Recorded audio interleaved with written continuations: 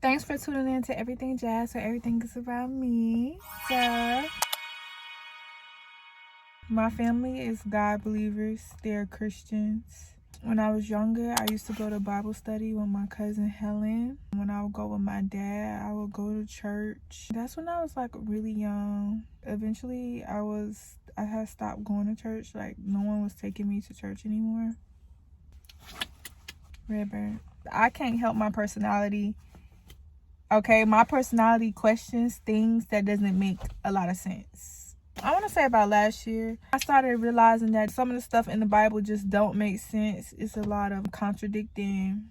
Then I'm just like, well, people portraying God as I have a brain that questions things. So as I'm questioning those things, I'm realizing like, this ain't really making much sense to me. I don't know if I really believe in this. I ain't gonna lie, I was scared to go against it though. I was really like scared, but as soon as a person, especially a black person, come out and say things like, I don't believe in what y'all believe in, everybody going crazy, everybody think you just this and just that, I ain't had time for that. But I came to the conclusion that I don't believe in the Bible. It's man-made. One of the main things that threw me off about it is like the whole thou shall not be gay. Because how you gonna punish me for being me? I don't like that.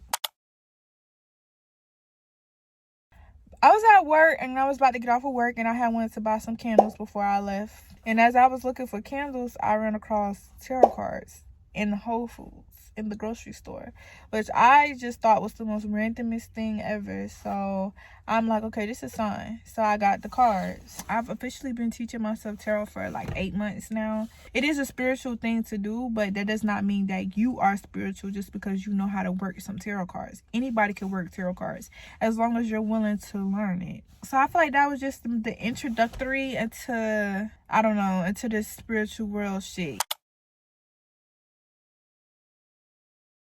People that commit suicide 9 times out of 10, they're doing it because they don't believe in shit no more. They don't believe that shit would get better. They don't believe in themselves. They don't believe in a higher power. They don't believe in shit. That's basically where I got to. I got to that point. I watched a couple other YouTube videos about people talking about their spiritual awakening, and they all pretty much say the same thing. Their spiritual awakening starts when they hit their low point, and I know I could definitely agree with that. I was in pain emotionally, mentally. If y'all didn't watch the video I posted, the title of the video is I Received Karma for Being Money Hungry. That's what all the bad shit in my life pretty much started. I was letting money control me, and which is the number one thing you should never do. There's something bad for money, and I got my karma. Okay, I got my karma for not following my higher self, by agreeing to basically go on this little money mission that I went on. Because I was like not in alignment, I was going against my spirit, I was going against my higher self, and I was basically going against what I know is right and what I know is not, all for a piece of money. I got a lot of money out of it. I got a lot of money. I'm talking thousands. And for different reasons, we lost the money. We lost the money first, and then after we lost the money, I lost my car. It was just loss after loss. My life was just going down, down, down, down, down. And I feel like I finally had reached like the lowest I could go. Like, I knew I was really down when I started expressing out loud that I wanted to out myself. I don't do shit like that. Like, I would never say it to people. I would never let anyone know that thoughts like that is running through my mind. So the fact that I actually was starting to express it, I know I was at the lowest I've ever been. Like, I am not a person that cries to other people.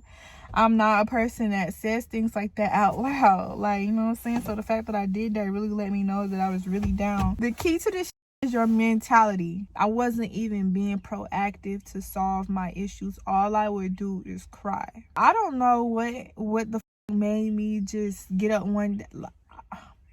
Actually, I do know. Something happened that caused me more pain. That was just like the cherry on top for me, and it made me want to go harder. It made me want to say, fuck this sad shit, let me show a bitch. I basically started being proactive instead of just sitting and crying. Literally, I would take my problem and just sit and cry about it instead of taking steps to fix it, instead of just believing it in myself and believe.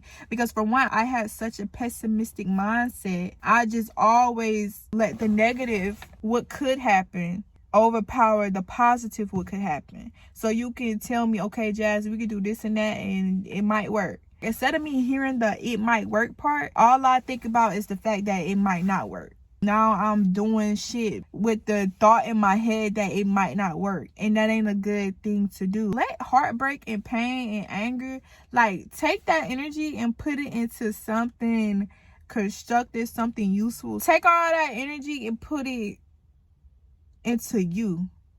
And I'm telling you, I had to find myself again, basically, and I'm still doing that. So I was in that dark period, and so I had got a reading, and I was asking the lady, I was like, why is my life like this? Like, why isn't stuff moving as fast as I wanted to move? Like, am I being held back? Am I holding myself back? Is someone else holding me back? Why is this shit moving? Like, she said that it's not going to be fast and it's not going to be easy. But I see around fall time of the next year, you will be a brand new person. And y'all, it's springtime now, but it was the fall that just passed. I did a whole 360, but I didn't know I was going to become spiritual. I didn't know what was going to happen. She was just telling me that the world needs your glitter. She was like, your little jazzy glitter, you need to sprinkle it all over the world. She was telling me that I already have everything that I need to do what I want to do and be successful and be abundant and all that.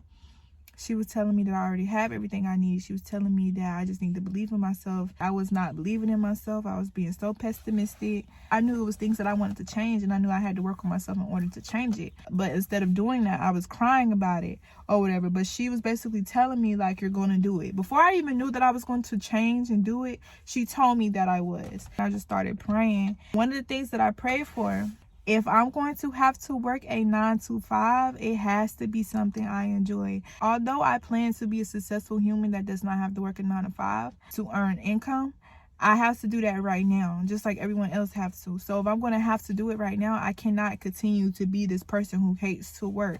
At the time, I was working at Whole Foods, y'all, and I hated it. Like, it was just a boring cash register job where I stood at a cash register all day long. I prayed for strength. I prayed for drive. I prayed for determination. I prayed for happiness. This is how it went, right? Some months later, I was at my family house. I was working on my tarot. I was doing daily card pulls. I asked my cards, like, how will my day be today? Like, what can I expect for today? Whatever. And I ended up pulling Ten of Cups as emotional fulfillment. So I knew that I was going to have an emotionally fulfilled day that has something to do with my family. And lo and behold, my family ended up coming over. And as I was talking with my cousin, she was talking about how she does independent jobs, how she doesn't work like a 9 to 5. She just works when she wants to because she does independent work. It made the idea of being a bartender pop into my head. I went and I looked for bartender jobs, and Buffalo Wild Wings popped up. I applied for Buffalo Wild Wings, and then I ended up getting a job. I did not get the job as a bartender. They were like, oh, you have to start off as a server, blah, blah, blah. I ended up doing it. I ended up loving it. But boom, basically I had a talk with my cousin, and the talk is what made me even think about that job. My prayer ended up getting answered. I said, God, if I gotta work a 9 to 5, I cannot keep hating it, or I will never fucking last. You gotta make me love it, okay? Guess what my God did? Got me into serving. I love serving. And then by fall time of the next year, like the tarot reader told me, it was like fall going into winter. For one, I had reached one of my biggest goals, y'all. And it really just made me love myself more. The tarot reading woman was really right. Like, I had did a whole 360, my mindset. What really made my awakening happen, though, is when I started listening to Gyla. My girlfriend, she started to watch Gyla Hagen, aka the Sexual Celestial, on YouTube. My girlfriend started watching her because she started to report on Vaughn. She's Vaughn's spiritual advisor. Vaughn talks to her, King Vaughn, the one that was murdered, okay? He was intentionally murdered, is what I believe. So my girlfriend, she started watching Gyla Hagen, and she got me hooked on him. And then we basically did this whole deep dive investigation into Vaughn. That's how I was introduced to Gyla. She brought me into my spirituality. She's currently still teaching me. That's where I learned all my spiritual shit. And so now here I am. I'm 2 months strong on my spiritual journey. Well, it's March now. So I'm 3 months. Got a lot more work to do.